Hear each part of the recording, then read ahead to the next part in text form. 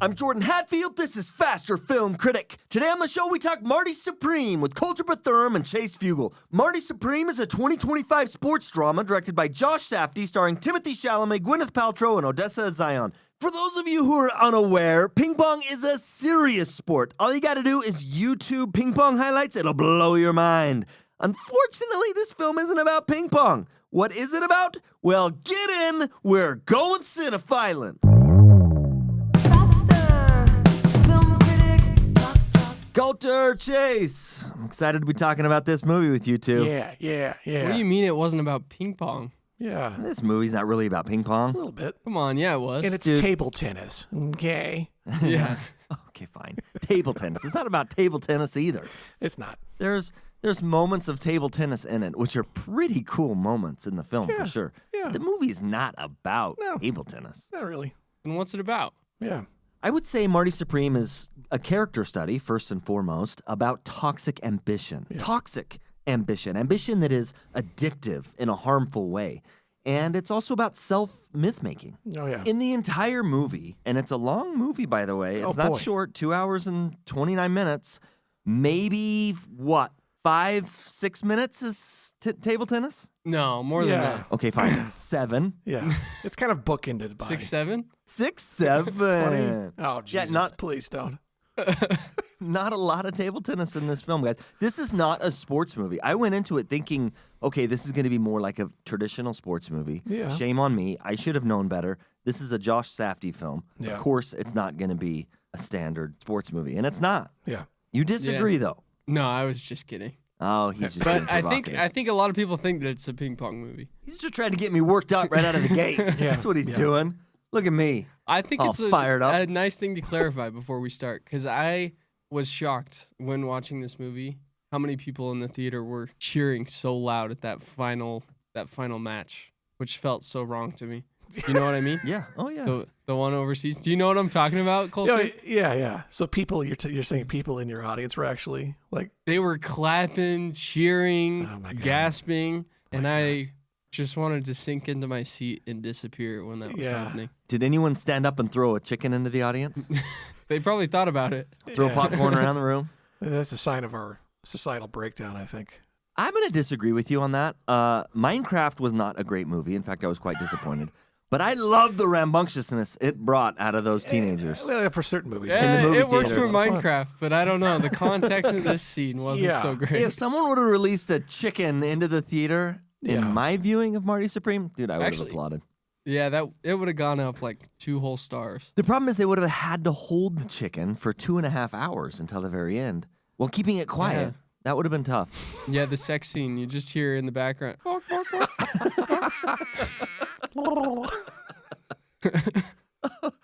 I'm afraid we've gotten off onto the wrong foot here, gentlemen. Yeah. That took a weird turn. My bad. No, I love it. You know what, though? Our little tangents here don't feel irrelevant when we're talking about Marty Supreme. No, not at all. Because there are some random tangents in that film that never get looped back into the story. Yeah. So these are well-placed tangents, gentlemen. Well-placed tangents. Yeah. Kolter, tell me, what did you think of Marty Supreme? Oh, I want to hear Chase's take. He's been talking about this for months. Oh, don't dodge the question like that. I'll tell you, but I want to hear your take. Chase, I do know that you have been really, really excited about this movie. Yeah. Have you not?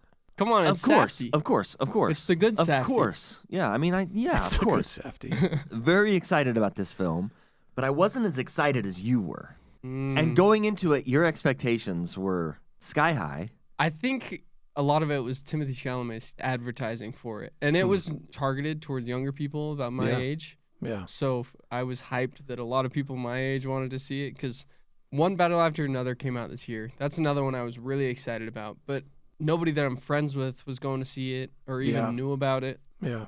This one, it was like all my friends, even the ones who don't watch movies, went and saw it. So it was a lot of fun. Now, you're a big Timothée Chalamet fan. Yeah, I'd say so. I don't know if I would have called myself that before this movie, but he's amazing. Do you like Timothée Chalamet, Kolter? Yeah, I mean, I don't think he's been perfect for every role that he's played, but it's funny for a guy that's kind of small in stature, he always plays much bigger than himself.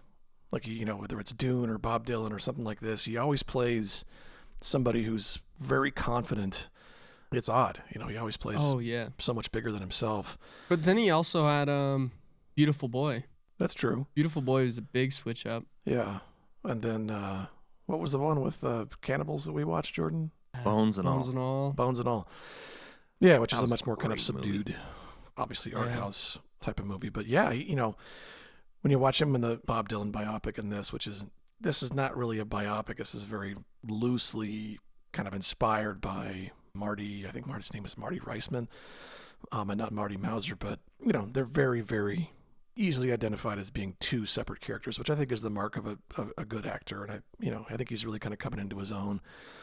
In all acting, at least in a lot of cases, people are often just playing slightly different versions of their own personalities or their own identities.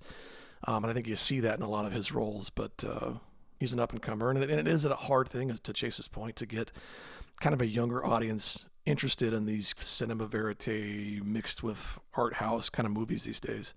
Even if they're cheering at the end, at least they tried. Yeah, which, Right.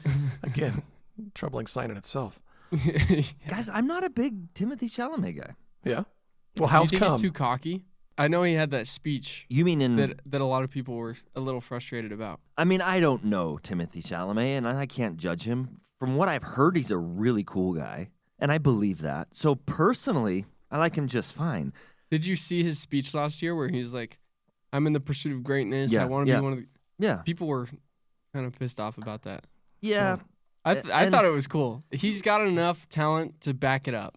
He puts everything into his work. He spends a tremendous amount of time preparing for his roles, and I have mad respect for that. I think he's a great actor.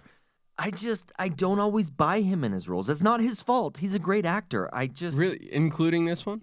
Chalamet is great here. I mean, he probably wins the Oscar for Best Actor. I think he's fantastic here, but there are just some elements of his character I just don't buy. And it's not his fault. It's not his acting. Sometimes it's his appearance. Yeah.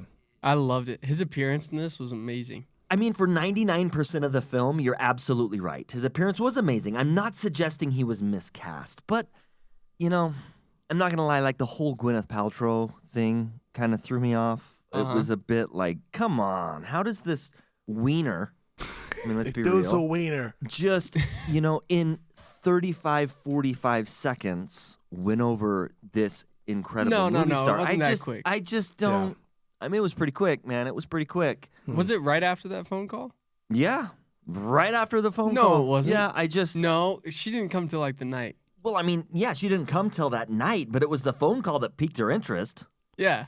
I thought it was great. I thought it was funny, but at the same time, I was just like, I don't know that I buy this kid winning over this actress with just one phone call, even if his picture is in the newspaper. I mean, okay, you could argue Timothée Chalamet is dating a Kardashian in real life. Well, guess what? Timothée Chalamet is already rich and famous. If you take away his wealth and his fame, this kid ain't dating no Kardashian. No, not at all. I love the detail when you first see Kevin O'Leary and she's on the phone with Marty.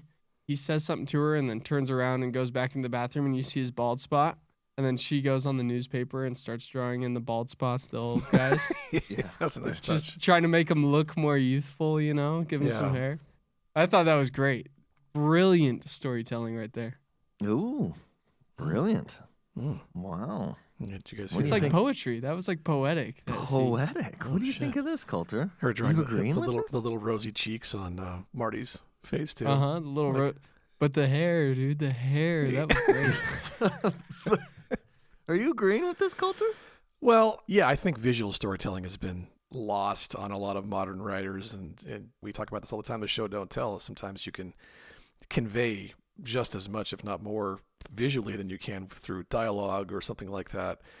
And it is Definitely. Yeah, I think it is a kind of a clever tell. I think it's meant to showcase her.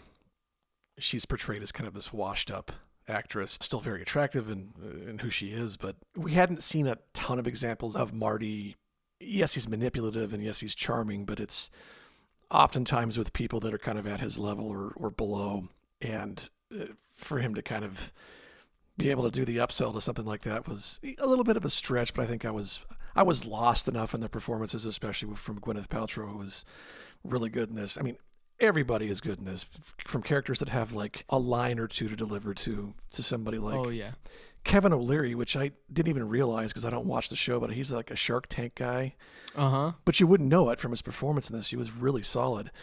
I don't know. I kind of go along with it. I mean, the Safdies are so good at their propulsion of their pacing, and it's kind of controlled chaos. And it's relentless, and also it's exhausting. But it's meant to be. It's meant to be kind of exhausting. I found this one less exhausting than Uncut Gems. Oh my gosh, yeah, that's yes. fair. I think that's fair. Yeah, and Good Time, those films are emotionally taxing on a whole nother level. I want to say one more thing about Timothée Chalamet. He's a great actor. I get why people love him, and he's great here. I don't love him typically because he's playing a character that is so much bigger than he is in real life, and it doesn't always work for me. I don't always buy it. Yeah. He did win Best Actor at the Critics' Choice Awards this year. Okay. The Critics' Choice Awards is almost meaningless, and I don't know if he's going to win the Oscar, but he's definitely deserving of it here. I wouldn't argue with that. He wouldn't be my first pick, but he would probably be my second. I think Leonardo DiCaprio in One Bite Less Than Another deserves it. Yeah. He was. Probably. Actually, Life. I don't know. Sorry. Who would you say? I don't know. It's Between those two? Life. Yeah. It's a toss-up for me. Yeah, I feel the same. I mean, if Timothée Chalamet wins the Oscar for Best Actor, I'm not going to throw anything in my TV. What about Brad Pitt for F1? No. Fun movie. No. Very entertaining. I hope PTA gets Best Director. Yeah. But I do want to say this. Yeah. I do want to say that Kevin O'Leary was the biggest surprise to me walking out of this movie. Yeah. Yeah, I got a question And for you too. I think Go ahead. I was just going to say, I think Kevin O'Leary was so good in this role because he was just playing himself. Yeah. Like, this is Kevin O'Leary as Kevin O'Leary. Like, I was waiting for him to say, I'm out. Yeah, and he's truly an asshole in real life, and he, admits to that. He's like, Yeah. I'm an asshole, and He that's looks like a just prick. who I am. Yeah. I think the credit goes to Josh Safdie for the casting. Yeah. Of course. I mean, the casting here was great. This film was one of the most artistic and stylistically cool films that I saw all year. I mean, there is no question that Josh Safdie is an absolute incredible filmmaker. Yeah. And I think this film is just further evidence of that. I mean, Yeah. from a technical standpoint, this film is incredibly impressive. Yeah. I think it's his most refined work. And you take into consideration, you mentioned the casting, Jordan, the fact that it's kind of a period piece. And it's not like a period piece in the way of like, well, look, we've got the cars, we've got old signage, we've got the wardrobe. It's effortless. You kind of get immersed immediately. It's kind of got this, mobster influence 50s New York. It feels like New York from back then. And they're not spending a whole lot of time like, look, it's 1950 something New York. The musical pairings, the score for this movie, and I think Josh Safdie has worked with, or maybe both the Safdie brothers have worked with the same composer for a while. It's odd because you're getting music that's not necessarily placed in that time period. You're getting, Tears for Fears, and you got this weird kind of synth electro, very 80s feeling theme kind of throughout the movie. So cool. Yeah. Yeah, I love that. Yeah, only about like 10-15% of the music in the movie that's taking place, in real time with the characters is kind of 50s based.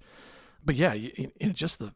I just want to say, let me interrupt you, Kolter. Yeah. I just want to say, in theory, I don't like that.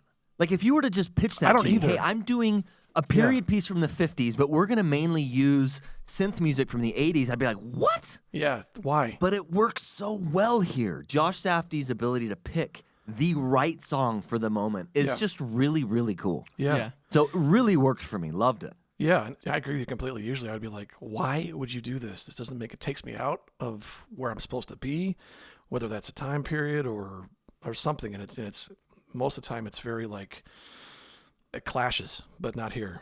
It's kind of a bold decision too.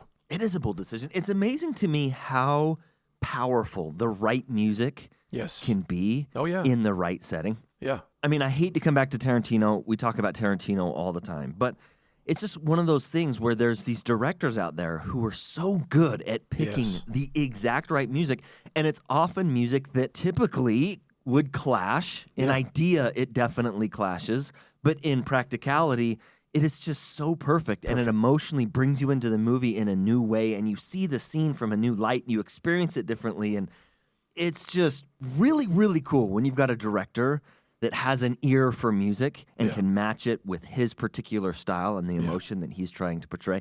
Mm-hmm. Yeah. Really, really cool. I immediately think of the Jackson 5 needle drop in one battle after another.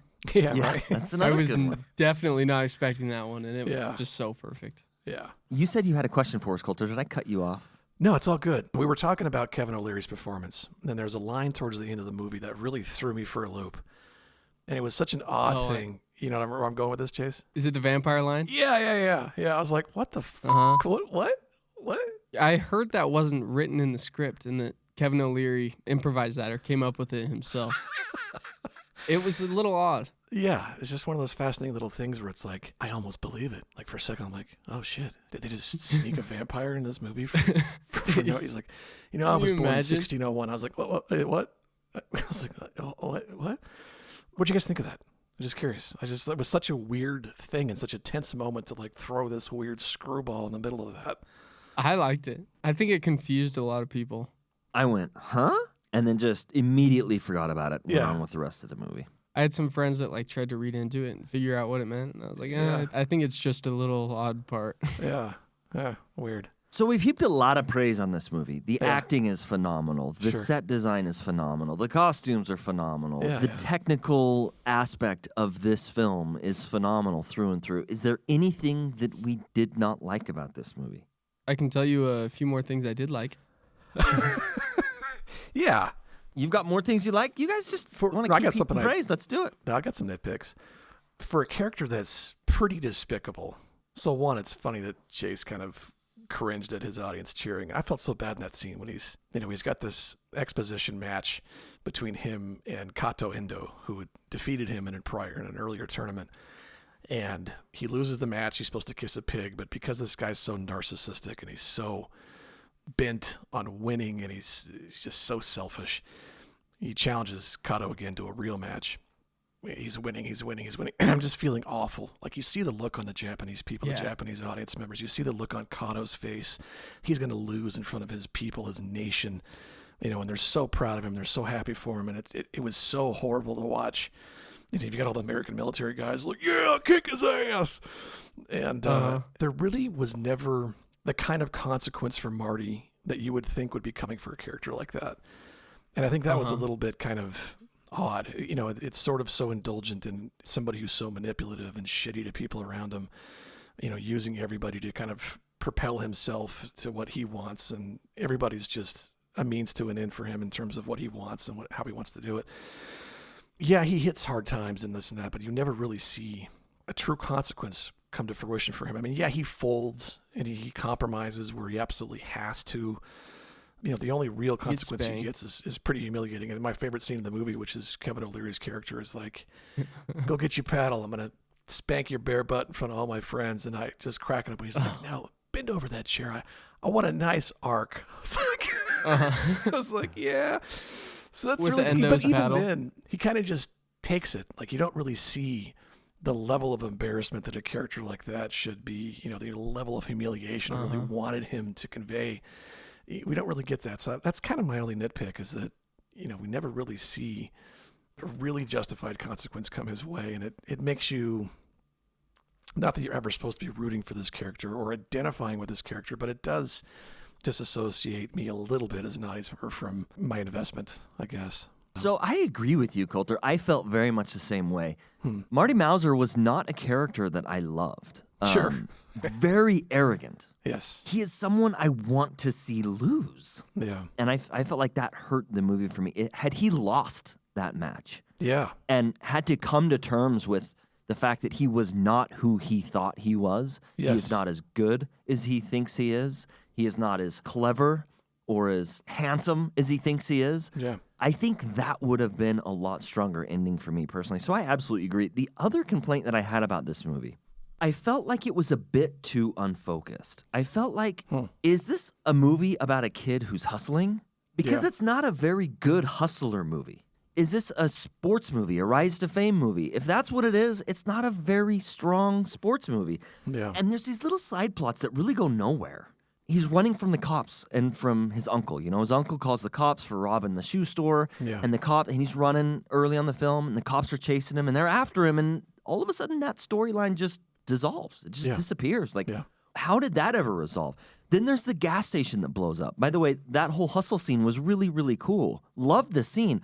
But then the gas station blows up and, they leave and we never hear about it again. Yeah. There was the orange balls, the orange ping pong balls. Yeah, yeah. All of that storyline, like what happened there? Right. There's the murder. The guy goes to get his dog. He takes Marty with him to the house to get the dog, and there's that shootout. Yeah. What happens after that? There's all these little... What happened to the dog? Yeah, there's all these little storylines that just kind of never go anywhere. Yeah. I love it. I love it so much. I think the individual storylines are interesting. Yeah. But the fact that they don't resolve back into the story left me wondering, like, is there a 4-hour cut of this movie, or should this movie have been cut to 2 hours? Like, I think this is it. Yeah. I think it was intentional. Well, of course this is it. Of course this is intentional. What I'm saying is there another reality where this movie is 4 hours? Yeah. My point is, this movie was either too long or it was too short. That's just how I felt. Sure. I walked away thinking, I don't love Marty as a character. Yeah. And there were some storylines I really would have liked to have seen revolve back into the story. Yeah. Maybe part of it was to try and just hammer the arrogance of this guy and try and get the audience to kind of hate him a little bit. Because he just keeps getting away and being so shitty and everything. Maybe that was the effort that Josh Safdie took to try and avoid cheering at the end. But it still, that didn't work. Yeah, at least not for some Maybe crowds, that's what right? it was. And then it could just be, it's Josh Safdie's style. This is a story about a guy who's kind of a piece of shit, and he gets away with being a piece of shit.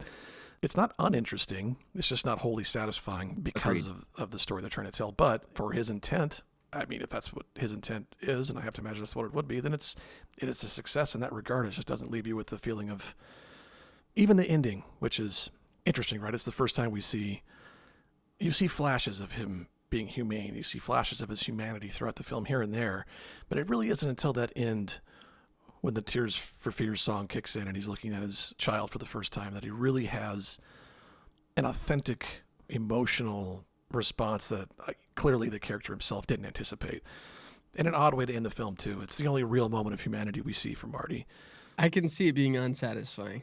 It is a little unsatisfying. It's like this guy didn't learn anything. Yeah, right. Yeah, there's no real arc. Yeah. No, there really isn't an arc. What do you think about tying up the movie in the way that Safdie does? It didn't make me feel warm and fuzzy that Marty, holding his child for the first time, had a realization. Uh-huh. It made me feel bad for Rachel, Oh, Marty's God. Yeah. significant other, Poor Rachel. because Marty clearly didn't care about her throughout the film. Yeah. And now she is tied to him through this baby. And I think both the baby and Rachel have a lifetime of suffering because of it. Right? I mean, there was nothing. I think she kind of deserves it. She was psycho. I mean, I don't know that anybody deserves that. Maybe she was psycho, but I don't know that anyone deserves to be treated the way that Marty was treating her. And I guess the question is, did Marty change at the end or not? Yeah, No. that's kind of where I was going with that. yeah, no. I mean, how many people do we know that are absolutely terrible and they're parents? They have children. At one point, they held their newborn in their hands and was like, this is the greatest moment of my life. And they're still pieces of shit. Like, they're still terrible parents, terrible spouses, make terrible decisions. They're still arrogant. They're narcissistic, terrible people. Like, Yeah. no, I don't buy that changed him. There was nothing in the film that suggested it changed him. Yeah. Maybe he had a very brief moment there Yeah. in experiencing something outside of himself. Sure. But that moment doesn't last. That child's going to cry. That child's going to poop. That child's going to keep him up at night. That child's going to frustrate him. That child's going to demand his time. Sure. And he's not interested in that. He's interested in Yeah. himself. So Well, I didn't buy it. Yeah. The ending of this movie feels almost a little Oscar baity, where it's like, oh, we're going to show all these different sides of this character, and at the end we get to see a very raw, very emotional, very exposed nerve in Marty's character that we as audience members weren't even sure existed in this guy until this moment. Odd. Yeah, agreed. And, let me just clarify. There are definitely people out there that have kids and they change. Those stories definitely exist. What I'm saying is, in this story, there is nothing that convinces me Marty is that guy. The guy that does see something more important than his own ambition and change his narcissistic, selfish tendencies for that something. I just don't see anything that convinces me he's not going to continue being just a piece of garbage. Yeah. Anything else you guys want to add? You know what scene I loved? Scene at the bowling alley when they're hustling. I wish there was more of that. That was so sick. That was my favorite part of the film, and I wish this would have been more about hustling. Well, the two highs of the film, they feel so good to watch. It is insane. It's like being on a drug. When you watch that part, when he's in the tournament with his ping pong partner, who was in Germany. Oh, yeah. And he's like, let's have fun with this. Let's have a little fun. That part. Such a cool scene. Oh, my gosh. Yeah, and then right at the end when he lobs it up to him, Marty smashes it on the table and they go and hug each other. Yeah. So great. I think, agreed. Holy goosebumps just talking about it right now. Yeah. I loved that so much. If this film would have embraced more of the table tennis and it would have embraced more of the hustle, I think it would have landed higher for me. Because I think those aspects of the film were really so cool, but there was too much other stuff, and there wasn't enough of either of those. And that's my biggest complaint, my biggest criticism about this film. Yeah, I can't help but be enamored with the craftsmanship and the intentionality and the performances and the writing and the editing and the music matching and all that stuff. But it is odd. Guys, I got a question for you. Sure. What? How would you rate Marty Supreme on a scale of 1 to 5? Let me hear I figured it. that was coming. What do you guys think I'm going to rate it based on what I've said? 4.5. Knowing you, my guess is... Did you see my Letterboxd review or no? No, I haven't. But based on what you've said today, you have not been critical, and you've defended it at every turn. And your taste in movies, I'm going to guess a 4.5. Yeah, I'd go 4.5. You know, there is just something about seeing a movie this good for the first time in the theater, just like one battle after another. It's a high that I don't come down for days. And I can't help but give this movie 5 stars. 5 stars? Wow. Just so great. There you go. Yeah, not quite as high, but a 4. I think it's an expertly crafted movie. Very well-directed performances, great writing. You know, every character, whether they've got 2 lines or a bit part, or Timothée Chalamet is really... He is an impressive performer. The Safdie brothers, and now individually, I think, have gone on to do their own things. I think Josh's approach is more refined. I think he's getting better and better with every movie. I do worry that this has become kind of their formula, where it's like this controlled chaos. I'd like to see him branch out and try something a little bit different. You know, we've all seen directors go after one kind of movie for their whole career, and I think it becomes inhibitive after a while. So we've seen directors like Wes Anderson drive this kind of formula into the ground where it becomes so predictable and they're not doing anything new. They're not saying anything new. I'll land at a 4. So Josh Safdie is an astounding filmmaker, and he's got incredible style. Marty Supreme is further evidence of this. He has got tremendous technical command, and we've mentioned intentionality here. He's very in control of his films. That said, I need more than just technical achievement. And it isn't a matter of comfort. Every film that he has done or been involved in, for the most part, have been very uncomfortable. Uncut Gems is one of the most uncomfortable films I've ever seen in my life. Yeah. And I absolutely love that film. But the story here to me did feel bloated. And it did feel disjointed, and it did feel unfocused. I'm not going to say that he wasn't intentional about the decisions he made, but I feel like his intentional decisions led to a story that felt bloated and unfocused. That's just how I felt, and that's unfortunate because every other aspect of this film is so strong. I'm going to come in at 3.5. Still a really, really good film. We want to know, what did you think of Marty Supreme? Please tell us. You know, there's something so much fun about the fun parts in this movie. And if you're looking for a movie that's fun, you should watch Steven Spielberg's 2002 movie, Catch Me If You Can. One I definitely check out. A lot of fun. Thank you for listening to Faster Film Critic, and please join us next episode when we talk 28 years later, The Bone Temple. You can also follow us on Letterboxd, Cinetrack, and Instagram. Email us at fasterfilmcritic@gmail.com. Hit us up with questions, comments, feedback, review requests, and share this episode with your movie-loving friends.